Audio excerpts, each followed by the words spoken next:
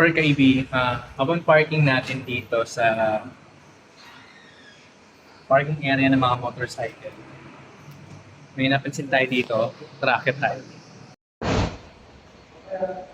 Guys, makikita natin dito yung mga display unit ng EV Supreme, yung mga Coswell brand, and Robox. Yan.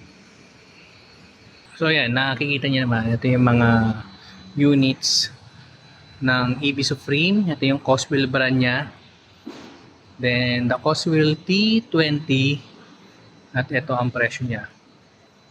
From 69,800 and now 62,820. So ito sa impression niya. And ito yung nireview natin na T16. Amount of 65,000 to kay EV nung nireview natin. And of course, ito yung mga go board. Ayan, naka 10% discount din. At ito naman, yung isa sa mga Coswell.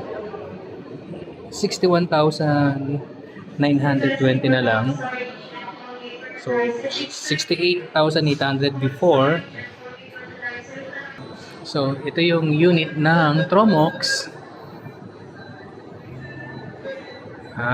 Okay.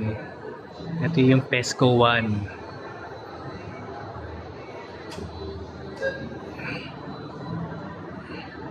So, visit lang kayo dito sa may Fisher Mall. Pag-akyat mo ng escalator, makikita mo na itong mga light electric vehicle na ito. The Coswell and the Tromox. Basta balitang electric kay EV, ayan, babalita ako sa inyo. So again, follow EV Channel PH for more updates and news about electric vehicle.